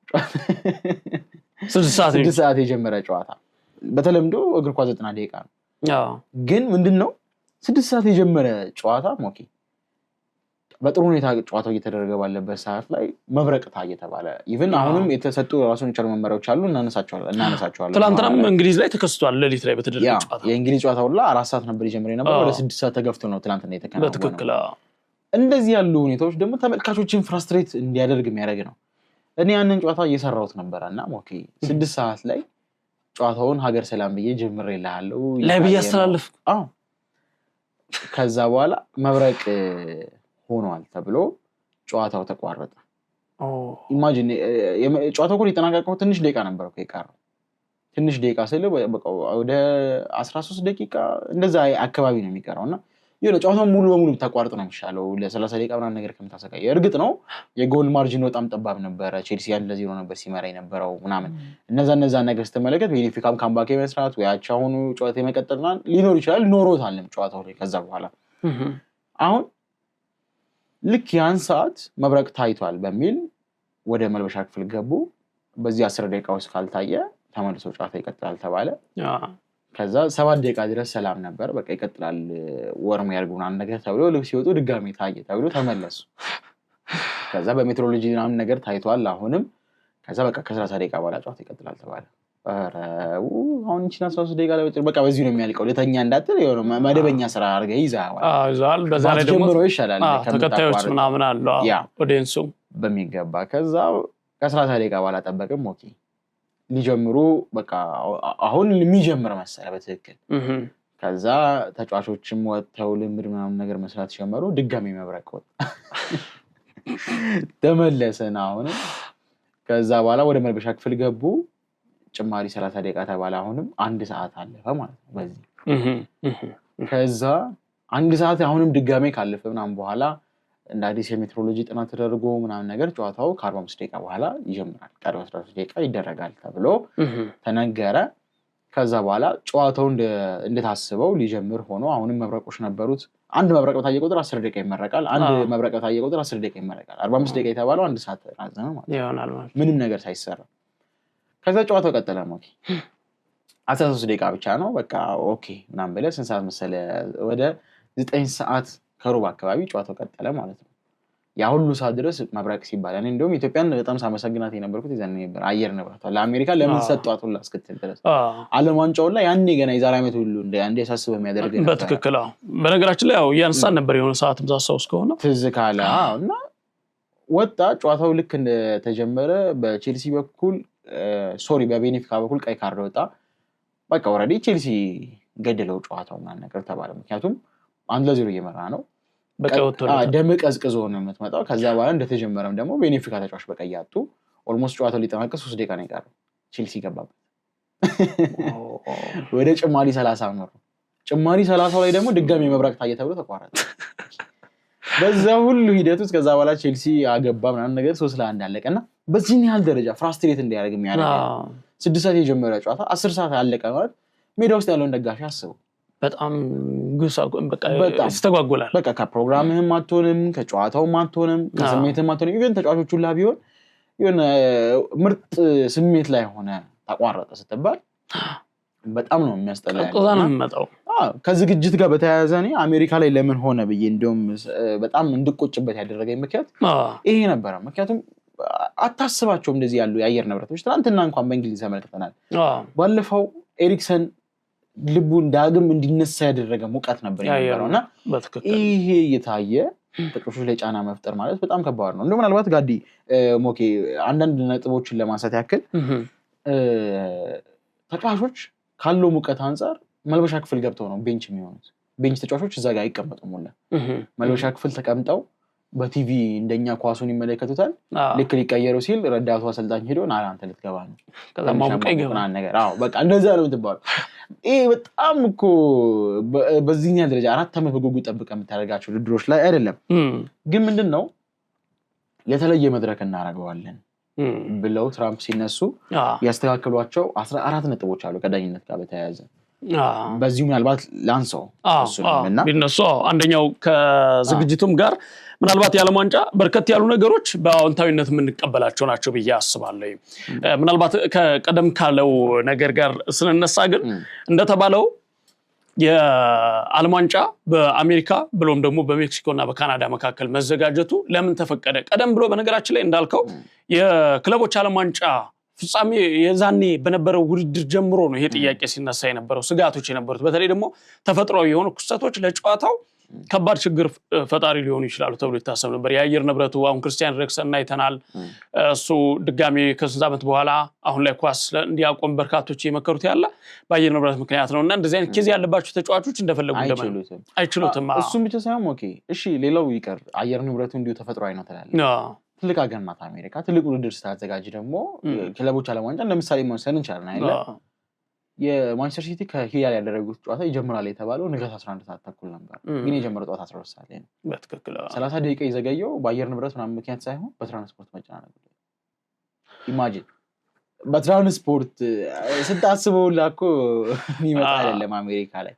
ቅድም አንተም ስታነሳው የነበረው የስዊዘርላንድ ብሔራዊ ቡድን ቦታ የጃፓን ብሔራዊ ቡድን የተሰጠው ቦታ ጃፓኖች በጣም ምርር ብሏቸው ነው በቃ ቦታ ቀይሩልን ካልሆነ ወደ ሀገራችን እንመለስ ሁላ እስከማለት ጥያቄ አድርሰው የነበረው። የተሰጣቸው የልምምድ ሴንተር ምንም የሚመች አይደለም። አባጣ ጎርባጣ የሆነ ቦታ መሀል በገባ ስትጫወት ሳትቀማ የምትወድቅባቸው ሁኔታዎች የነበሩበት ነበረ። ስዊዘርላንድ ደግሞ የተሰጣቸው ቦታ እባቦች ያሉበት፣ ደጋፊዎች የተነደፉበት፣ ኢቭን ተጫዋቾች ሁላ ወደዛ ጋር በምንም አይነት መንገድ አትሄዱ ተብሎ መመሪያ እስኪሰጣቸው ድረስ የደረሰበት ሁኔታ ነበር የነበረው። እነ ካንሳስ ሲቲ ላይ አርጀንቲና እና እንግሊዝ አንድ ላይ የተሰጣቸው ቦታ ነበረ። እዛ ቦታ ላይ ግን እንግሊዞች ሴፍ መሆን አልቻሉም። በነበሩበት ቦታ ላይ ማታ ማታ ኦኬ ተቃራኒ ቡድን መጥቶ ቢተኩስ ሪችት ቢያደርግ እንቅልፍ ሊነሳ ነው ይባላል። በጥይት ግን ሰው ሲጎዳ ያየህ ደግሞ ምን አይነት የጨዋታ ስሜት ነው ሊኖረው የሚችለው?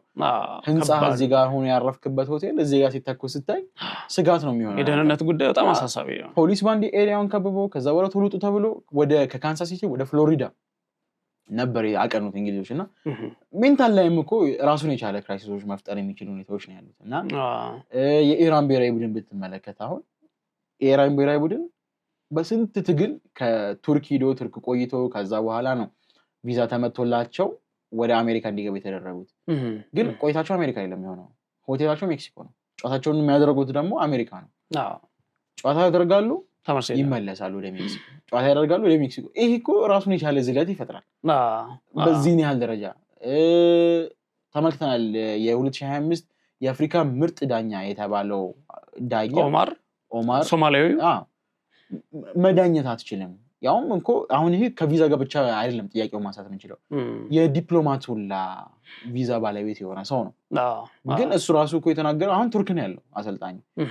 እንደ ማንኛውም ዳኛ እንደ ማንኛውም ሰው ትልቅ የዓለም ዋንጫ መድረክ ላይ ራሴን ማሳየት እንዲሁም ደግሞ መዳኘት እፈልጋለሁ። በቃ ይሄ ማንም ዳኛ ህልም ነው አለ።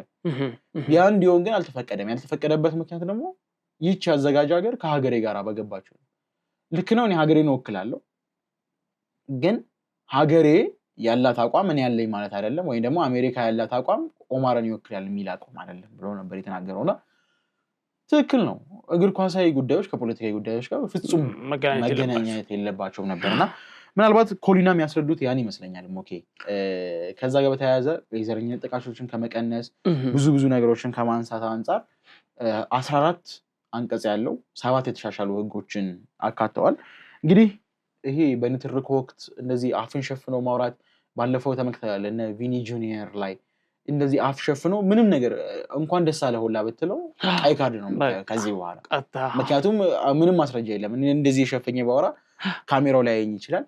ካሜራው ግን ምን አይነት ትርጉም እንደሰጠውት አያውቀውም። ያ ነው ይሄ ቢያንስ በሊፕሲንግ ምናምን ነገር ናተል እንደዚህ ነፃ ንግግር ቢሆን ኑሮ ቢያንስ ትረዳዋል። እንደዚህ ያለው ልትል ትችላለህ። አፉን ሸፍነው ግን ምን ይበል የምታውቀው ታሪክ የለም። ከዚህ በኋላ ምንም ቢል አፉን ሸፍነው የሚያወራ ሰው ኢቨን የሚያዛጋ ሰው ቀይ ካርድ ነው ተብሏል። ከዚህ በኋላ ያለው እሱም ፕላስ ደግሞ ቤንች ተጫዋቾችም ዳኛውን በፍጹም መናገር አይችሉም። ከተናገሩት ያው ቢጫ የተለመደ ነገር ሆኗል። አሁን ግን ተጫዋቾቹ አይደለም ቢጫ ማለት ሞኬ ዋና አሰልጣኙ ቢጫ ካርድ ነው የሚመለከተው። ስለዚህ ለሱ ሲል ሁሉም ዝም ይላል ማለት ነው። ፕላስ ደግሞ ከአምበሉ ውጪ ሌላ ተጫዋች በምንም አይነት መንገድ ሄዶ ከዳኛ ጋር መነጋገር አይችልም። ያው እነጋገራለሁ ያለም ቢጫ ካርድን ነው የሚቀበለው ማለት ነው።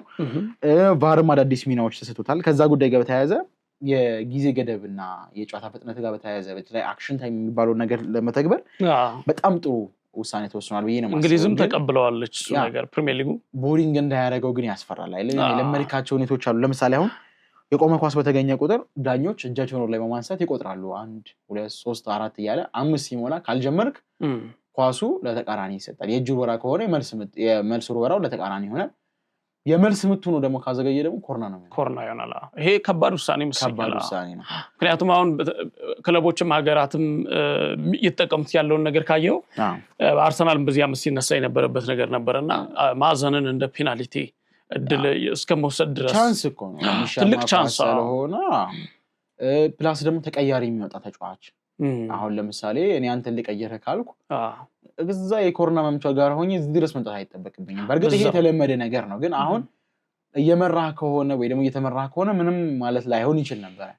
አሁን ግን ቅያሪው ቦርዱ ከታየበት በ10 ሰከንድ ውስጥ ያንን ፒች ለቀ ካልወጣ አንተን ተከቶ የሚገባው ተጫዋች 1 ደቂቃ ውጭ ይዘገያል። ከዛ ዳኛው ግባ እስኪለው ድረስ ይጠብቃል። 1 ደቂቃ በጉሉ ነው የሚጫወተው ማለት ነው። በ10 ሰከንድ ውስጥ ሜዳ መልቀቅ ማትችል ከሆነ ጥሩ ናቸው ግን እንዳያሰለቸው የሚያደርግ ያስፈራል። ግን ያው ከባድ ጉዳቶች ከሆኑ ከመዝናኛነት ወደ እንትና ህጉ ጠበቅ ሲል ግን ያው ከባድ ጉዳት ከሆነ ያው ቶሎ መግባት ይችላል እና ደግሞ የተጎዳው ተጫዋች ፔናልቲ መጪው ከሆነ እንዲገባ ይፈቀድለታል ከ1 ደቂቃ። ከህክምና አገልግሎትና የረፍት ጊዜ ጋር በተያያዘ ቅድም እንዳልነው የአየር ንብረቱ ጋር በተያያዘ በየ2 ደቂቃው ኩሊንግ ብሬክ ይኖራል። ባለፈውም የተመለከትናቸው ነገሮች ነበሩ። ኳታር ላይ በተወሰነ መንገድ ተመልክተናል። ከዛ ውጭ ባለው ግን በሜዳ ውስጥ ህክምና የሚያገኙ ተጫዋቾች ተለይተው ተቀምጠዋል። ግብ ጠባቂ በሜዳ ውስጥ የትኛውንም ጉዳት ቢያስተናግድ ሜዳ ውስጥ ነው የሚታከመው። ቅያሪ ድረስ የሚያደርስ ከሆነ ብቻ ተቀይሮ እስኪወጣ ድረስ ካልሆነ በስተቀር እዛው ሜዳ ውስጥ ይታከማል። ከዛ ውጭ ደግሞ ያለው የ1 ቡድን ተጫዋቾች ሲጋጩ ከዛ ከባድ የራስ ወይም ደግሞ የጭንቅላት ጉዳት በሚኖርባቸው ጊዜያቶች እና ልክ እንደምናልኩ ጉዳት የደረሰበት ተጫዋች የፍጹም ቅጣት ምት መቺ ብቻ ከሆነ እዛው ሜዳ ውስጥ ህክምና የሚያገኙ ነው የሚሆነው። ያው እነዚህ ነገሮች የተደረጉት ሞር ሜዳ ላይ ካላቸው ሚና የተሻለ ሁኔታዎች ናቸው የሚፈጠሩ። ለምሳሌ በረኛ ሰጠህ ጨዋታውን አልቀጥልም፣ ድንገት ተጠልዞብህ ሊገባ ይችላል። በመሀል ደግሞ ያ የተጎዳበት ተጫዋች ፔናልቲ ቢኖር ላይመታል ይችላል። የራስ ጭንቅላት ጉዳት ሲሆን ደግሞ ደስ የሚለው ነገር ጭንቅላት ላይ በጣም ሴፍ ናቸው፣ ኬር ይሰጣቸዋል በጣም እና ከዛ ጋር በተያያዘ ነው። ግን ሞኬ የቀረ አንድ የተስተካከለ ህግ አለ። ልክ አሁን በረኛ ብዙ ጊዜ ፕሪሚየር ሊግ ላይ ከተመለከተ አንድ ቡድን በጣም ጫና ሲደረግበት ኳሱ እጁ ጋር ስትገባ አብሮ ይወድቃል ከኳሱ ጋር ምናምን ነገር። ከዛ በኋላ በረኛ የተጎዳ በመምሰል ሂደው ተጫዋቾች ከታክቲክ ይቀበላሉ፣ ቴምፖውን ቀዝቀዝ ያደርጉታል። ከዛ በኋላ አይቻልም እንደዚህ። በረኛው ተጎዳ እዛው ሜዳው ይታከማል። ሌላው ተጫዋች በረኛው መክበብ ይችላል። ወደ አሰልጣኙ ጋር ሄጄ ታክቲክ ይቀበላሉ ያለ ግን ከሆነ ቢጫ ካርድ የሚሰጣቸው 10 ተጫዋች ሄዶ ከተቀበለ 10ሩም ቢጫ ካርድ ይቀበላል። አይቻልም ነው። አሰልጣኙም ቀይ ካርድ ላይ የሚችልባቸው ሁኔታዎች ሊኖሩ ይችላሉ ማለት ነው። ይሄ ባለፈው ሴኔጋል ላይ እንደነበረው እንደዚህ አቋርጬ እወጣለሁ ምናምን ነገር አይሰራም። አቋርጠህ ከወጣ 3-0 እንደተሸነፍክ አምነህ ፎርፌ ይሰጣሉ። ሌላው ቫር ጋር የተሻሻሉ ህጎች አሉ። ለምሳሌ አሁን ቫር በፊት ሁለተኛ ቢጫ ካርድ ላይ ጣልቃ ገብነት የለውም ነበር። አሁን ግን ሁለተኛ ቢጫ ካርድ ላይ ጣልቃ ገብነት ሰጥቷል። ለምሳሌ አሁን አንድ ተጫዋች ቀድሞ ቢጫ አይቶ ከነበረ እና ሁለተኛው ቢጫ ካርድ ሲመለከት ያ ቢጫ ካርድ ሲሰጠው ቀይ ካርድ ነው የሚሆነው። ሁለት ቢጫ አንድ ቀይ ካርድ ሰጥቷል። ግን ቫር ግን አሁን ያንን ማየት ይችላል። ሁለተኛው ቢጫ አሳማኝ ነው፣ ቢጫ ያሰጠዋል፣ ወደ ቀይ ማደግ አለበት፣ እሱን ነገር ይመረምራል ቫር። ከዛ በፊት ለቀይ ካርድ ነበር የሚሆነው። ከዚህ በፊት በቃ ሁለት ቢጫ ከሰጠ ቀይ ካርድ ነው፣ ማንም አይጠይቀውም ነበር። ያን ከዚህ በኋላ በቫር የሚታይ ነው የሚሆነው። ሌላኛው ደግሞ ቫር የተሳሳቱ ኮርናዎችን ያርማል። ለምሳሌ አሁን አንተ በራስህ አውጥተው ነክተህ ኮርና ነው ተብሎ ያ ኳስ ተሻምቶ ቢገባ ይመለከታል ቫር። አረ እሱ ራሱን የነካው ተብሎ ይሻርብሃል። እንደዛ ነው። ፕላስ ደግሞ የኮርና ምቶች ጋር በተያያዘ ደግሞ ለምሳሌ በስተት የተሰጡትን እነዚህ እንዲስተካክሉ ያደርጋል። አጠቃላይ ኳሷ ላይም ማይክሮቺፕስ ተገጥሟል እና እያንዳንዱን ኦፍሳይድ ሲስተሞችን ሴሚ አውቶሜትድ እነዛን ሲስተሞችን በደንብ በሚገባ መመርመር የሚችሉ ስርዓቶች አሉት። ያው የኳታሩም ዓለም ዋንጫ ላይ ተመልክተው ነበር ሴሚ አውቶሜትድ በከፊል። ከዛ አሁን ላይ ግን ኳሷ ውስጥ ነው ቺፕሱ የተቀበረው።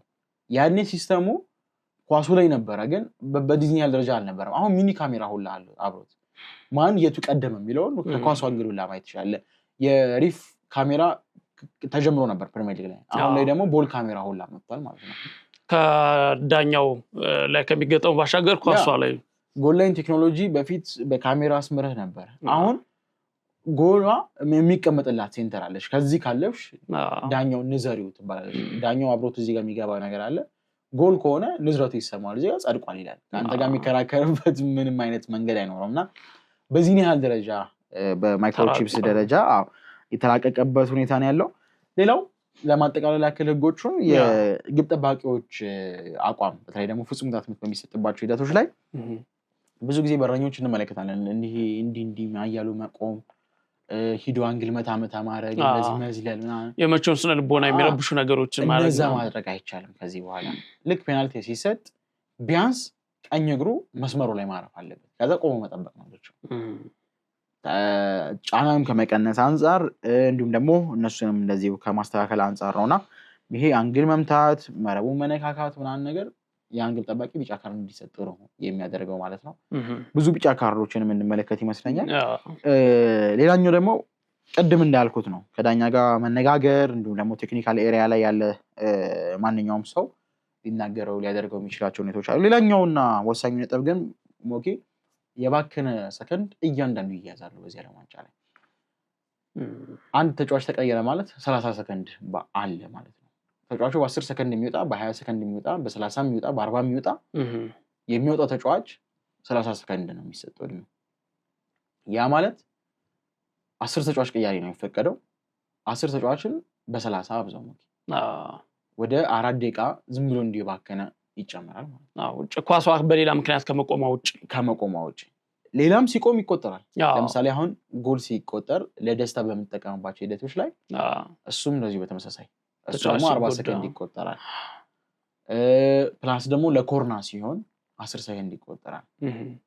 ያን ስደማምረው አክሽን ታይሙ እንዲመጣ ነው የሚፈልገው። ባለፈው ኦፕታ ይዞት የወጣው አንድ መረጃ ነበር ሞኬ አርሰናል በሲዝኑ ካደረጋቸው ጨዋታዎች ላይ 25ቱን 1-0 ነው ያሸነፈው። ካሸነፋቸው ጨዋታዎች ላይ ደግሞ እንደለ ስንመለከት ሞኬ የተጫወተው ጨዋታ ወይ ደግሞ ኳስ የተጫወተችው በመሬት 55 ደቂቃ ነው። የተቀረው ደቂቃ ለ90 ደቂቃ እንግዲህ 55 መጫወት ማለት 11 ደቂቃ የማዕዘን ምት በሚሻማበት ሰዓት የተወሰደ ነው። በአማካኝ በአንድ ጨዋታ 11 ደቂቃ ያባክናል። ኢማጂን የቆመ ኳስ በረኛ የሚያሻማው ጉዳት ምናምን ነገር ሳይጨምር 11 ደቂቃ ነው የባከነው። ስለዚህ ያንን ሰዓት ለማመጣጠን ሲባል በዓለም ዋንጫው ላይ በቃ ኖርማል 10 ደቂቃ 11 ደቂቃ እንዲሁ ዝም ብለን በኖርማል የምናያቸው ጭማሪዎች ናቸው ማለት ነው። ትንሽ ደግሞ ልዩነት ተፈጠረ ማለት ደግሞ እስከ 15 ደቂቃ 16 ደቂቃ ጭማሪ ላይ የምንችልባቸው ሁኔታዎች አሉ። ኳታር 2022 ዓለም ዋንጫ ላይም እየተመለከትን ነበረ። ለመጀመሪያ ጊዜ ይመስለኛል በእግር ኳስ ላይ ጨዋታው ሙሉ ለሙሉ በሌላ ጉዳይ ተቋርጦ ከመጀመሩ ውጪ ጨዋታው ልክ ፍሎን ጠብቆ እየሄደ ከ10 እና ከዚያ በላይ ደቂቃ ሲጨመር ያየ ነው ኳታር ላይ የነበረው 2022 የዓለም ዋንጫ ላይ ነበርና አሁን ላይ ከዛ የበለጠ የደቂቃ ጭማሪዎችን እዚህኛው የሚያስችል ነገር አለ። በጣም ብዙ ሊባክኑ የሚችሉት ነገሮችን ኢቭን ሌላውን ሳንጨምር የኩሊንግ ብሬክ ከ22 ደቂቃ እስከ 25 ደቂቃ ነው የሚፈቀድልን። ያው እዛ ላይ ህጉ 3 ደቂቃ ነው የሚለው ሜዳ ላይ ሲተገብር ምናልባት 2 ደቂቃ ወይ 1 ደቂቃ ሊሆን ይችላል። እሱን አብረን የምንመለከተው ነው የሚሆነው። ግን 3 ደቂቃ ማለት እረፍት ሰዓት ላይ ባከነ 6 ልንመለከት እንችላለን አይደለም ጨዋታው መጠናቀቂያ ሰዓት ላይ እያንዳንዱን አክሽን ታይም 90 ደቂቃ እንዲሞላ ነው የሚፈልጉት።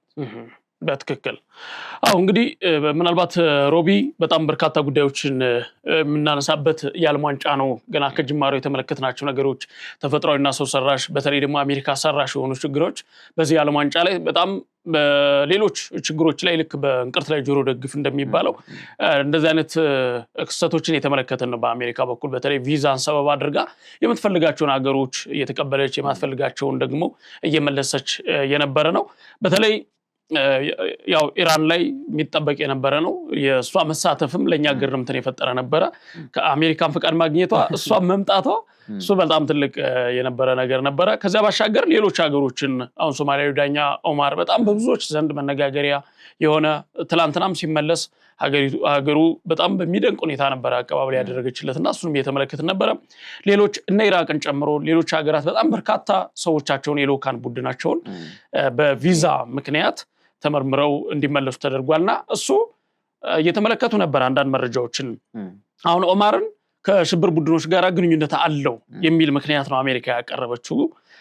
ሌሎችንም ከኢራቅ ብሔራዊ ቡድን ልኡክ አባላት የኢራንም የተመለሱ ሌሎችም በጣም ብዙዎች የተመለሱ አሉና እነሱ ነገሮች እየተመለከትን ነበረ የቪዛ ሁኔታና ከዚህ በፊት ጂያኒ ኢንፋንቲኖ የፊፋ ፕሬዝዳንት ምን ብለው ነበረ? አሜሪካ ለምን ሆነ የሚለው ጥያቄ አሁንም ለኔም አለ ብዙዎች ጋር ያለ ይመስለኛል። ለምን አሜሪካ እንድታስተናግድ ተፈቀደ? ምክንያቱም በርካታ ሰው ሰራሽና ተፈጥሯዊ ችግሮች ያሉበት ነው። ያንን ነገር በተሞክሮ ደረጃ ከዚህ በፊት አይተነዋል። ለምን ተሰጠ የሚለው ነገር ሪሊ አሁንም የሚነሳ ነው። ወደፊትም ቁጭት አሁን ትላንትና ፕሬዝዳንት ጂያኒ ኢንፋንቲኖ እና ዶናልድ ትራምፕ እንደተናገሩት አስደሳች የሚሆን በታሪክ በጣም ልዩ ሆኖ ምናምን የሚመዘገብ ሳይሆን እኔ አስቀያሚ ሆኖ ይመዘገባል የሚል ፍርሃት አለ። እውነቴን ነው የምናገረው እና ከነዛ አንፃር ለምን ተፈቀደ?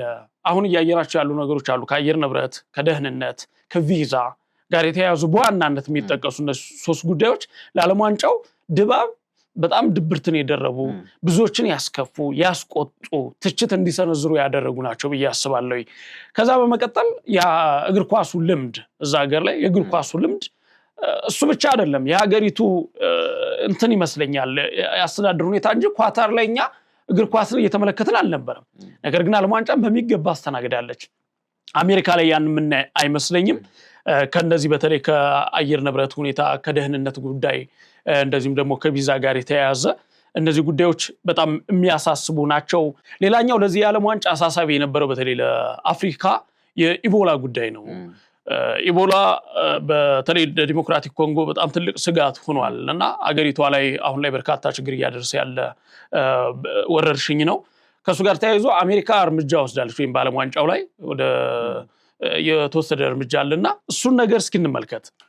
ሞኬ ዲሞክራቲክ ኮንጎ የመጣችበት መንገድ ሁሉ አስደናቂ ነበር። ከካሜሮን ጋር ነበር የፕሌይኦፍ ጌም ከማድረጓ ከጃማይካ ጋር ከበጮታ በፊት ለዛ መድረክ ያበቃት ኦናና ነው ማለት እንችላለን። ኦናና ተሳሳተ ከካሜሮን 89ኛ ደቂቃ ላይ ተሳሳተው ወደ ፕሌይኦፉ ገባች ካሜሮን። ከዛ በኋላ ከጃማይካ ጋር ተጫውታ ነው ወደ ዓለም ዋንጫ መጣት የቻለችው ኮንጎ ግን ነገሮች አልጋ ባልጋ ሆኑላት። ኢቦላ የሚባል በሽታ በጣም ችግር አደጋ ፈጥሯል። እርግጥ ነው በአውሮፓ የነበሩ ተጫዋቾቿ በቀጥታ ወደ አሜሪካ እንዲገቡ ነው የተደረገው። ወደ ሀገሪቱ ወደ ኮንጎ አልተመለሱም እና አሮን wan-bissaka ብዙዎቹ መጥራት ምን ትላቸው ተጫዋቾች በቀጥታ ወደ አሜሪካ እንዲሆኑ ተደርጓል። ግን እዛው የሚመጡ አሰልጣኞች ልዑክ ቡድኑ ደጋፊ እንዳይመጣ ጨራሽ ተከልክሏል።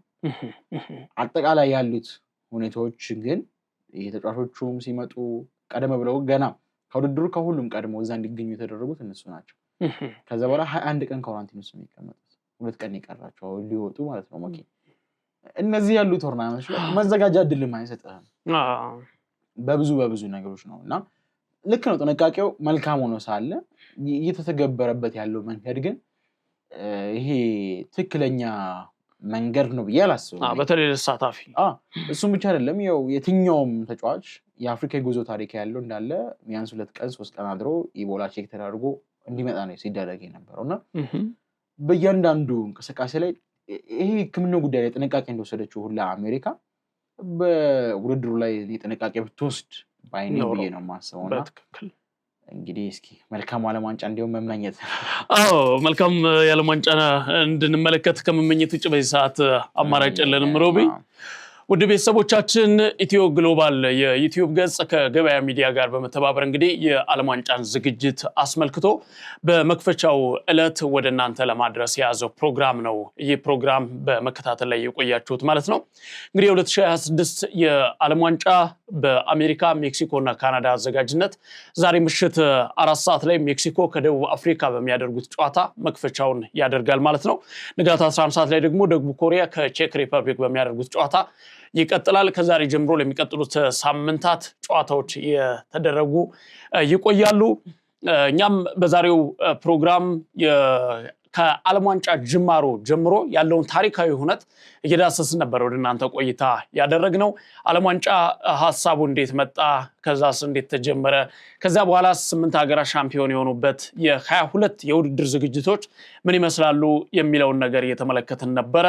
ከዛም ባሻገር በዚህ የዓለም ዋንጫ ላይ የትኛው ሀገር ትጠበቃለች፣ ማን የተሻለ እንቅስቃሴ ሊያደርግ ይችላል የሚሉትን አይተናል። ከዛም በተጨማሪ በ2026 የዓለም ዋንጫ የተመለከትናቸው ችግሮች አሉ፣ ትችቶችን ያሰነዘሩ የሚጠበቁ ነገሮች፣ ተፈጥሯዊና ሰው ሰራሽ ክስተቶች አሉ። የአሜሪካ የቪዛ ጉዳይ፣ የአየር ንብረት ጉዳይ፣ ህግና ደንቦች ጥብቅ ናቸው።